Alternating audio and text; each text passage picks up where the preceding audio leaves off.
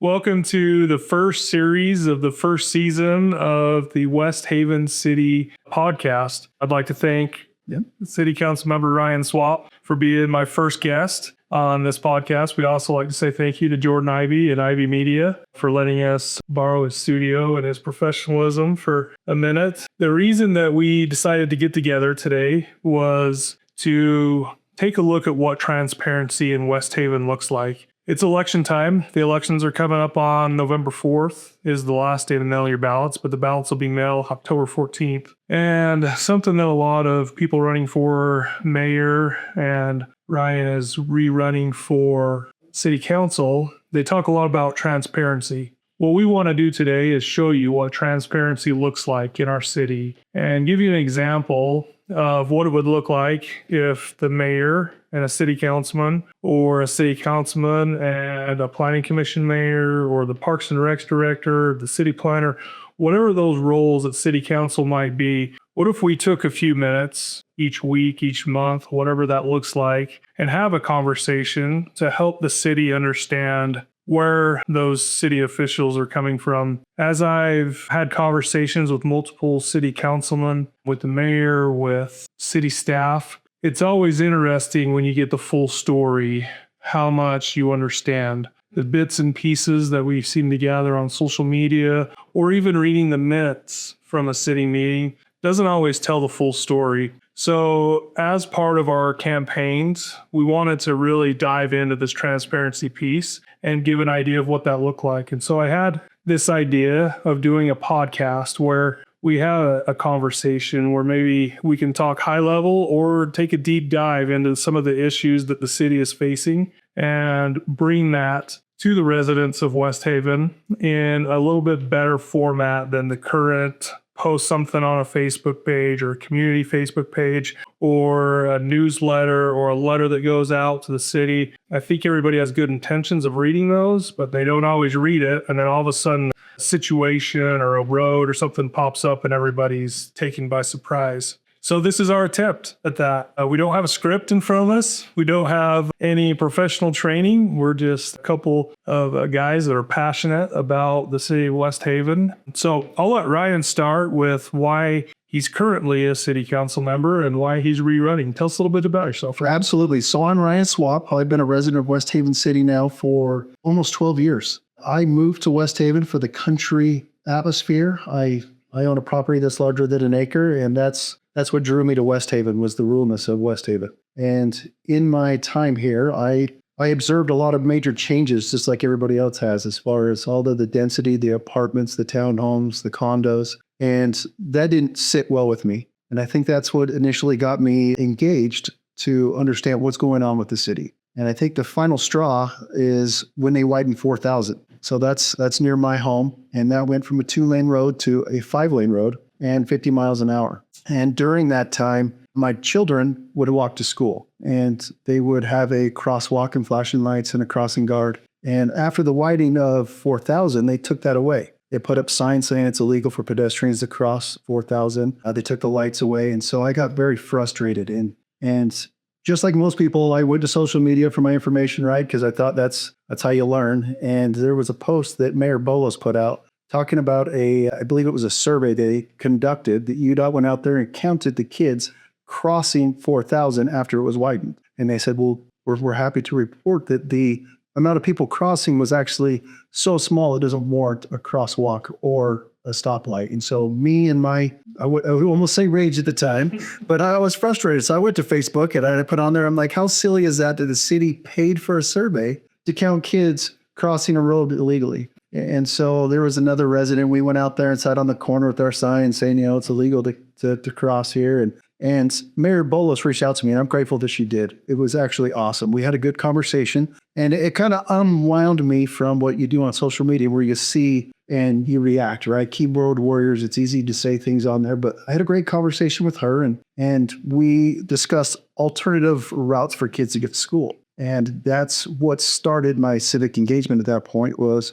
she challenged me to come to city council meetings and planning commission meetings. And that's where I started my venture, trying to understand how the city worked, how it operated, why we would pay for surveys. And I spent 2 years going to planning commission city council meetings until I was asked to run, and now it's all in the past. So that's kind of how I got here, right? And so I'm excited to share this time with you. I appreciate you bringing me on, and we could discuss a lot of these issues that have been affecting the city during my last 3.75 years here, and see where that goes.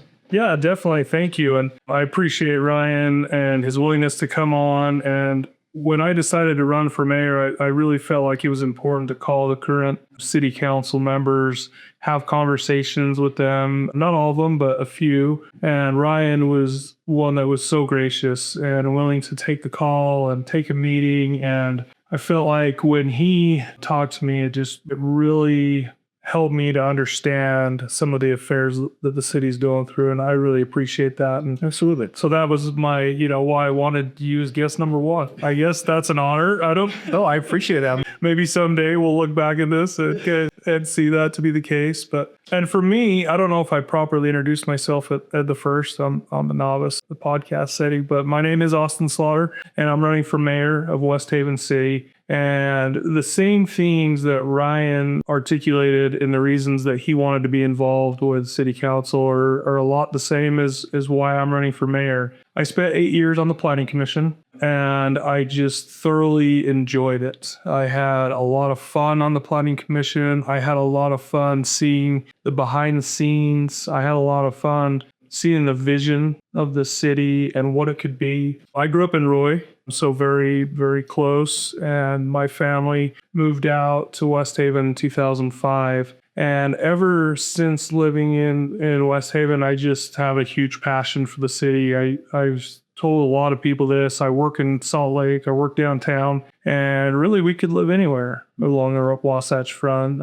And I love West Haven. And I want everybody else in the city to also love West Haven. And so that's my motivation for being the mayor, is to really be a champion for West Haven, to bring in those businesses, to make sure that our city is hearing the voice of all the people and not just some of the people. We've got so much change going on that I feel like now more than ever we have to be proactive, that we have to stay ahead of these changes. And so the years on the planning commission taught me so much of decisions, small decisions or maybe insignificant decisions on a big parcel of land eventually are going to have very impactful meaning to some citizens. So I want to make sure we treat those the right way, and we plan, with a good plan on our city. So that's why, or a little piece of why I'm running for mayor. I would say the second piece for me running for mayor is the amount of people that have reached out and supported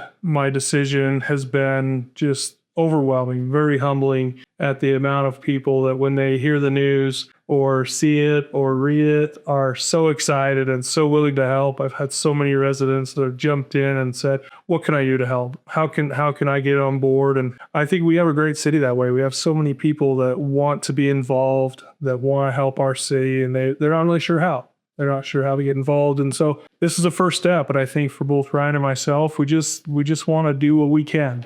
We want to do our part. So with that, that's kind of our introductions. We'll maybe jump into some topics. Absolutely. The first topic that I maybe want to hit is the civic duty piece. Maybe that's priority for you. Do you want to talk a little bit more about that? So when you say civic duty, are you speaking on what the responsibilities of each position might be? Yes, exactly. Kind of that. Wonderful. So for me as a city councilman, my whole job is to legislate, right? To create legislation in the form of ordinances and resolutions, and to have an impact on the zoning. Ultimately, that's the biggest role, is the zoning, and as well as the safety of the residents. That's always number one. That's all of our job, is to ensure that we have a safe city for everybody to live in. And one of those tools is zoning. And so that is a big part of why I ran, and some of the changes I was able to make alongside with other council members and the council before us as well. So in the last 6 years, there's been a lot of zoning legislative changes that have helped kind of guide the city in the direction of less density. I'd like to touch on that a little bit too as well, because West Haven originally was 1 acre minimum lots. That was legislation, right? And that got challenged and changed. And so then they started putting in subdivisions that are smaller lots, which is okay. It's just another tool of creating diversity through the city, the town, and that's a good thing. But one of the concerns was, there's lots of topics I want to touch on, but this is an important plug right here.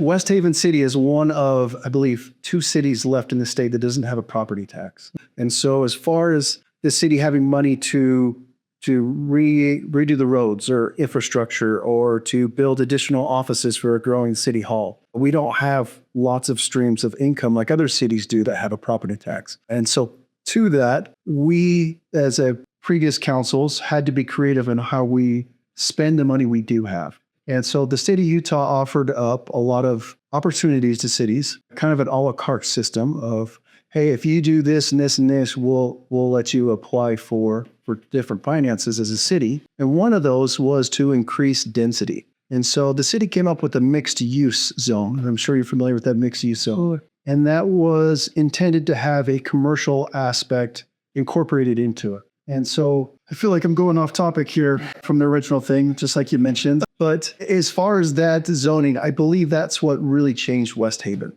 We felt that this mixed use zone came in and a developer would come in and buy acreage, parcels, right? And they would say, okay, we're gonna put apartments right here and here, and then we're gonna set this aside for all the commercial. And then they'd build all of the high density, and then they would sell off the additional parcel and say, oh, well, it's not part of our business plan. And so that commercial didn't get built. Then another developer would come in and buy up that remaining portion and have the same vested rights as the first developer and build more high density. And that kind of got us to where we are now in West Haven, where we had apartments and condos and townhomes.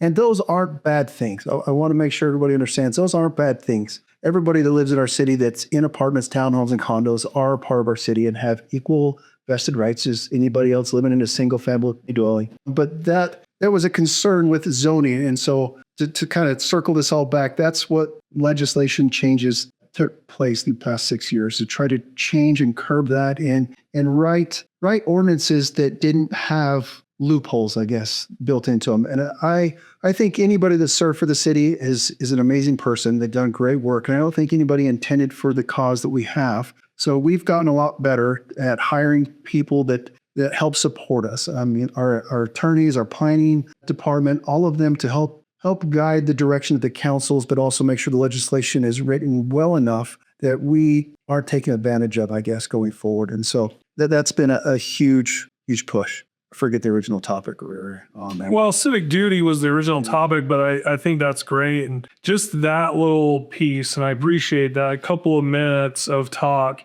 gives so much background to how planning works, how the city makes decisions, that I think me as a resident, I don't have that background. I don't have that knowledge unless I'm part of the commissioner or the council, the city council, the planning commission. And so those are the kinds of things that I think are so important for the residents to understand, that nobody, to your point, our past leaders didn't make bad choices. It was circumstantial, and it was the way that it came about, and it wasn't, any intention or anything, but it's just that much more important that we're out in front of these things, and that we make sure. And a piece of that mixed use was we ended up getting residential buildings and structures instead of some commercial, and our city has leaned on our commercial for revenue, and so that definitely put a pinch into that. So no, I appreciate that. I think that was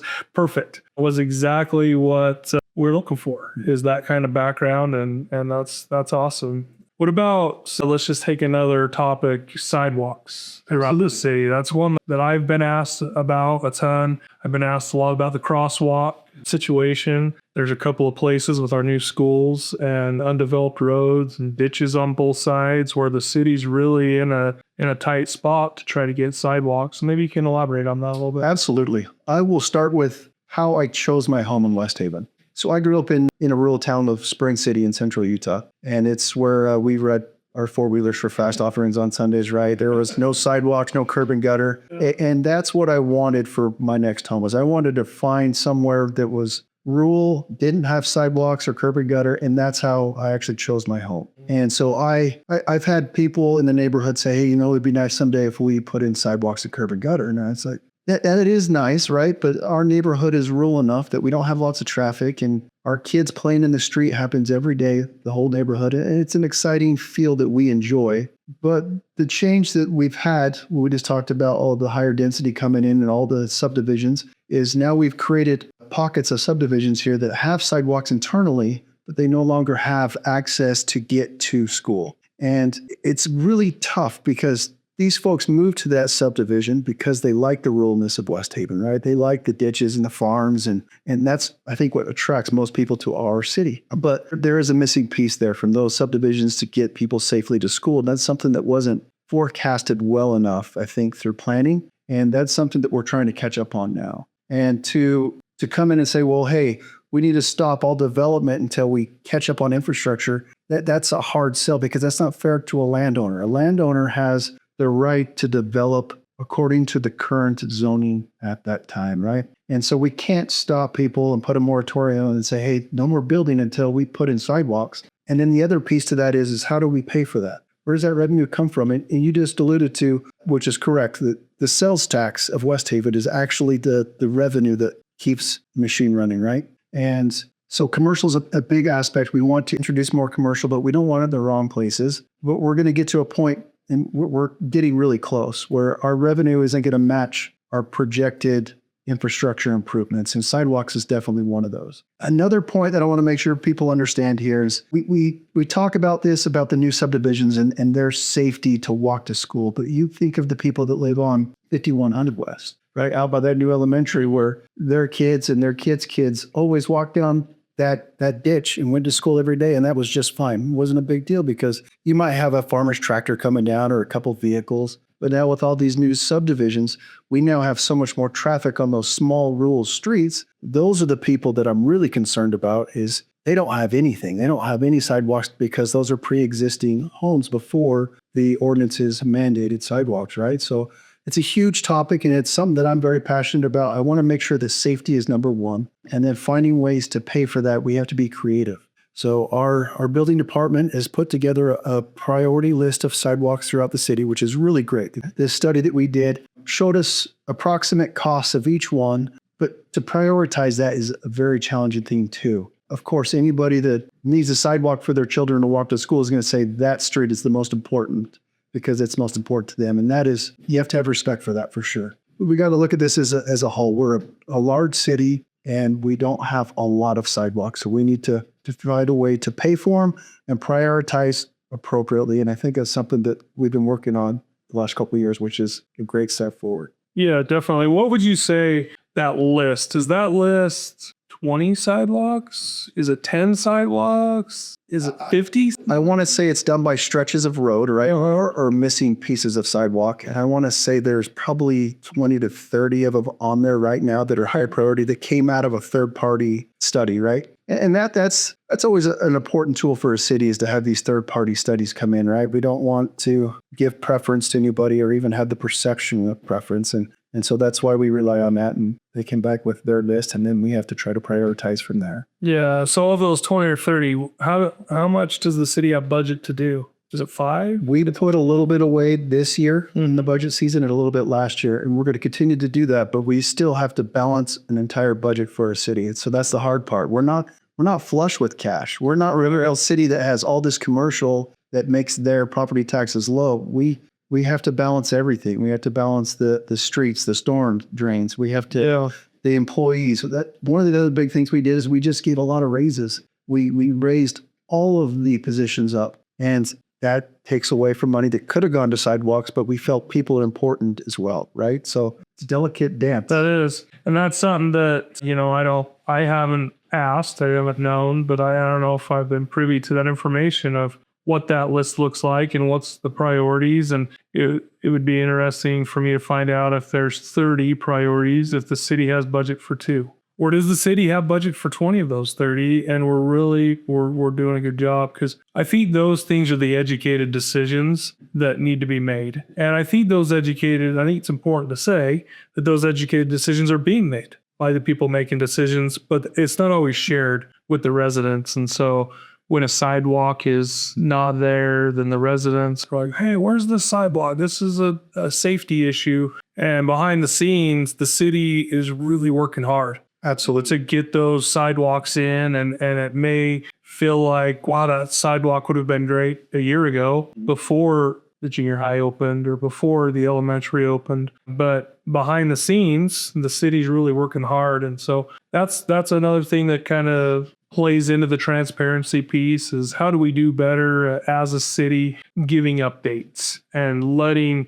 the citizens know and the residents know that just so you know, we're working on it. We're trying. Here's our budget. Here's what we got. And some of those things are very public. You just have to come to the city council meeting, which there's not usually a big crowd there. Very, very few people attend. Yes. They're not the funnest meetings. No, they're not. No, to sit through. Some of them can be kind of long, kind of painful, but that is where a lot of the good information is given to the residents. And that's where I think we could do a little bit better job of maybe weekly after a big city council meeting, have a 20-minute conversation, a 5-minute conversation of, hey, just so you know, residents, we talked about X, Y, and Z, and here's the update. And then they don't have to sit through a whole meeting or they don't have to read meeting notes, which sometimes those are a little tricky. Those are indeed to get through. So no, that's great information. What about safety? Safety is another one that I hear a lot. I had some concern from some residents about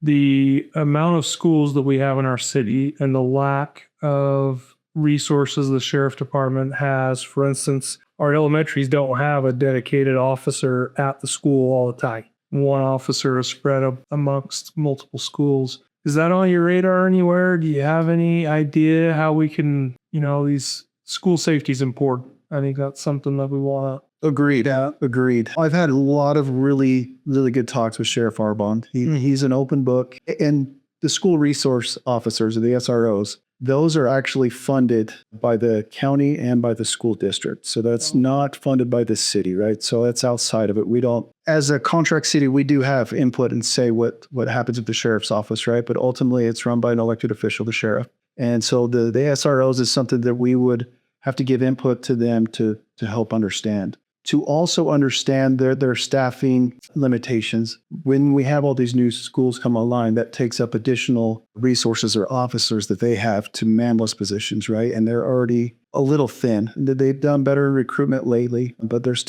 it's a challenge. They've had pay issues at the sheriff's office, right? And so as far as safety and protection of West Haven, it has been researched and talked about and will probably continue to be talked about going to our own police force. It's not something I support right now. In the future, it may be something that we need to do. Now, the cost of that is huge. Right now, I think we're coming over $2 million a year is what we have to pay in for the sheriff's office. Now, safety and level of service is not cheap, and it shouldn't be considered in decision-making as a factor, right? As far as the safety of our children and our neighbors' children, we want them to be safe, and sometimes that's going to cost some money. So right now, if we were to go down that road, we would have to find, again, additional funding that we don't currently have, and that would probably lean towards a property tax. So it kind of circles back to what level of service are we currently getting from the sheriff's office? The schools is one aspect. The other one is always, kids racing on the streets, 4,000, 12th Street. We get it all the time. There's a lot of complaints now on 2550 since they've widened it. The kids are out there racing. And so that's their traffic division, which they have improved quite a bit recently in the last couple of years, which is exciting. As far as 911 calls, the level of service and the response time is fantastic with the sheriff's office. And so if you look at it as a whole for the safety of West Haven, you're trying to understand level of service, but in specific categories, right? And right now, I do not believe that we are underserved or definitely getting our bang for our buck. Could we have better, I shouldn't say better service, can we have more deputies or officers in our city at one time? I think that would be nice. I think seeing more sheriff officers would be great. Again, they're stretched thin. I mean, they're up in the upper Ogden Valley. They're all over the place with their contracted cities. And so it's a challenge that they work through and they do the best they can. But yeah, just want to make sure everybody knows I am pro sheriff office. That comes up sometimes that I'm not, but definitely am. But level of safety is something that's always on our mind. Yeah. Is there any other safety concerns that maybe you've addressed on your time on the city council or maybe that you'd like to address? Well, the little secret of West Haven, I guess, would be that they call it West 21st Street, but for us, it would be east of the freeway, right? That 21st Street area is West Haven City. That has been historically a very unsafe place, and that's where a lot of our homeless, there's a lot of drugs that happen over there. There's a lot of drug trafficking that for some reason that intersection or that off-ramp of the freeway is a place where they like to use. And so we had the street crimes unit, which was fantastic. And they really focused heavily on that area and helped clean up that area.